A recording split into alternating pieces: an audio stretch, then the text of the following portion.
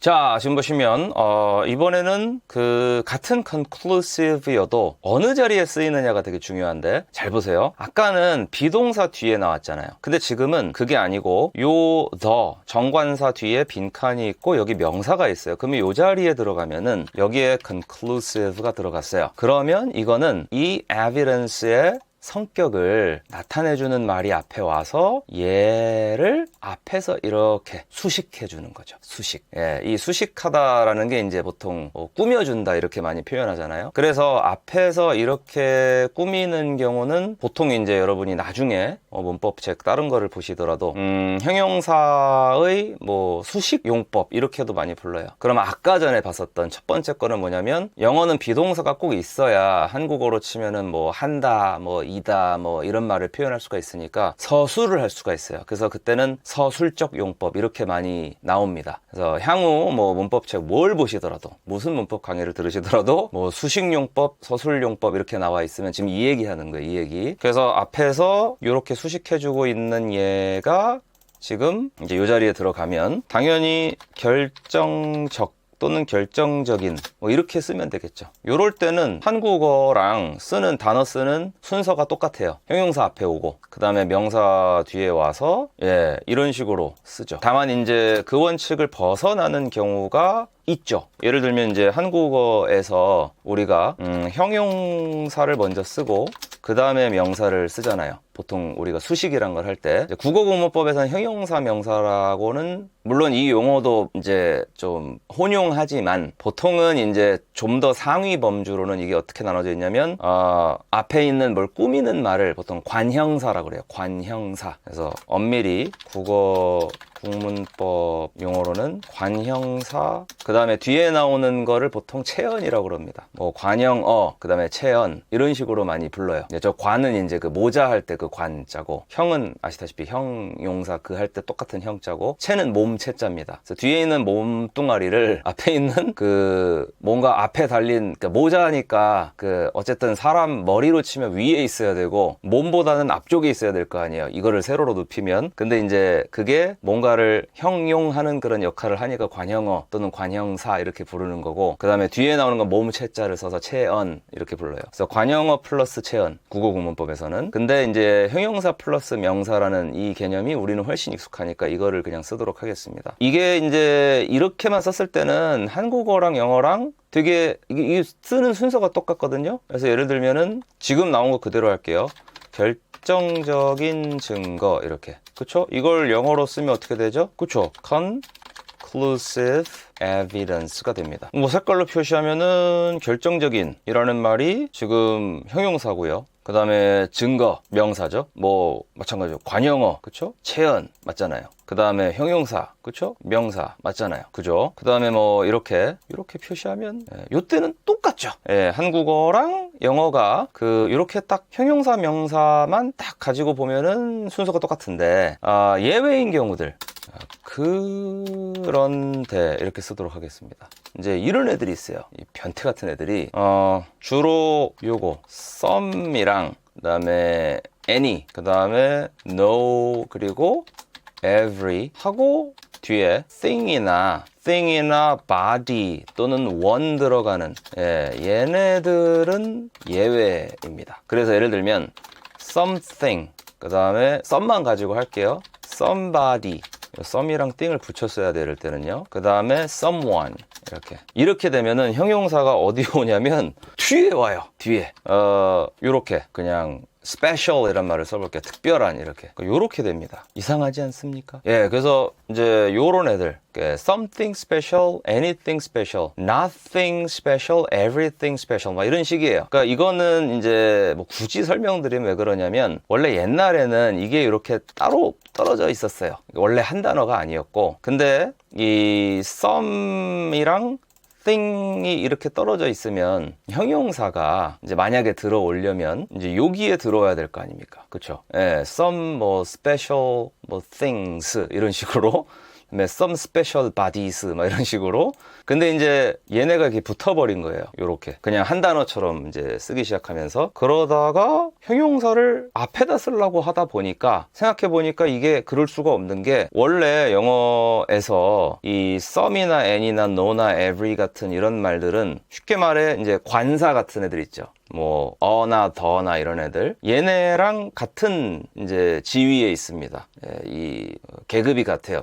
직책이. 그래서 얘네가 앞에 와야 돼요. 형용사보다 자기들이 뒤로 가는 거는 영어 문법에서 안 됩니다. 그러다 보니까 그러면 아예 뒤로 가야겠다. 그래서 뒤로 갔어요. 그래서 오늘날 우리가 알고 있는 뭐 something special, anything special 이런 말들은 순서가 왜 그러냐? 방금 그것 때문에 그렇습니다. 예, 그러니까 영어라는 언어에 엄청난 과학성과 체계성을 부여하지 마세요. 그냥 이런 식이에요. 이 새끼들 맨날 죄송합니다. 속된 말을 써가지고.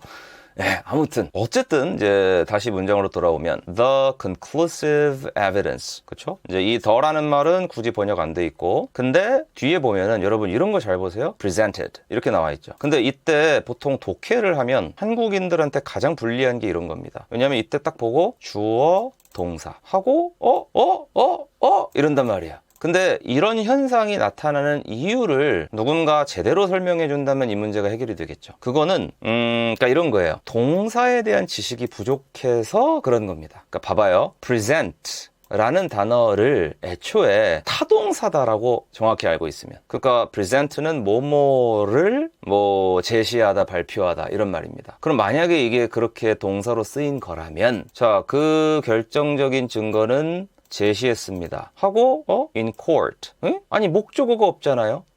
이거 뒤에 나올 수도 혹시 있긴 있는데, 갑자기 led 어디로 이끌었습니다. 그럼 이 순간 이제 뭘 알아야 되냐? 얘가 이 문장의 동사가 아니었어. 근데 이게 생긴 게 이 present란 동사의 과거형이랑 똑같이 생겼잖아요. 그래서 이 모양을 보고 과거형이랑 생긴 건 똑같은데 동사가 아니고 분사 수동 완료의 느낌을 나타내는 분사, 그거 이름을 지을 때 이제 과거 분사라고 이름을 붙인 거죠. 그럼 이제 분사라는 개념은 여러분이 워낙 많이 이제 저한테 들으셔서 아시겠지만, 모르셔도 이 밑에 또 제가 링크 넣지 않겠습니까? 그거 보시면 됩니다. 분사라는 게 수동 완료라는 것은, 즉 present가 뭐뭐를 제시하다면 수동으로 보면은 제시되다죠. 뭐뭐가 제시되다. 그 다음에 완료면은 제시되다가 아니고 제시되었다, 이런 게 되는 거죠. 그쵸? 그 다음에 이제 엄밀히 따지면 이 분사라는 것은 형용사 같은 거니까 제시되었다 그러면 안 되고 제시된 이렇게 얘기를 해야 됩니다. 그게 여기 있지롱, 이렇게.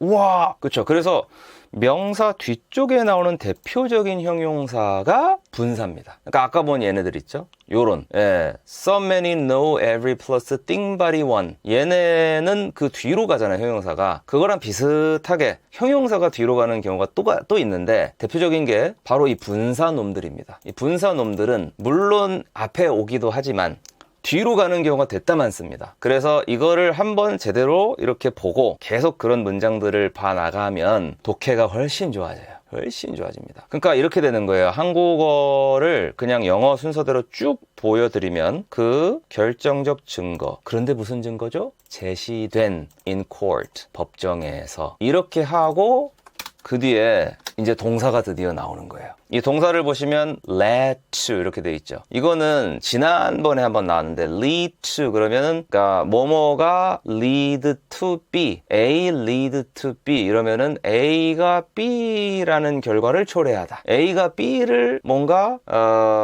만들다, 그런 일이 생기게 하다, 이런 말입니다. 그러면은 이제 앞에 나온 요거 있죠? 요거. 그러니까 그 결정적 증거 led to 어떤 결과를 이끌었다, 어떤 결과로 이끌었다, 어떤 결과를 만들었다, 이런 말입니다. 근데 그 뒤에 어떤 결과로 이끌었죠? 어떤 결과로 갔죠? 그게 어떤 결과를 초래했죠? The suspect's conviction 이렇게 나와 있습니다. suspect가 이제 용의자, 그 다음에 suspect니까 용의자의 conviction, 이게 유죄 판결이에요. 그래서 그 용의자의 유죄 판결을 초래했습니다, 이런 말이죠. 그래서 이거를 그대로 제가 한국어로 좀 직역을 하면은 이렇게 돼요. 하고 결정적인 하고 증거가, 근데 이제 presented, 이게 뭐였죠? 제시된. 그리고 in court 이게 뭐였죠? 법정에서. 하고 이제 물론 이제 한국어 어순대로 가면은 이제 얘가 여기로 가야 맞죠, 말이. 그다음에 얘가 여기로 가야 한국어 어순으로 맞고. 그러면 led to는 뭐예요? 초래했습니다. 하고 뭘 초래했죠? 그 용의자의 유죄 판결을 이렇게 됩니다.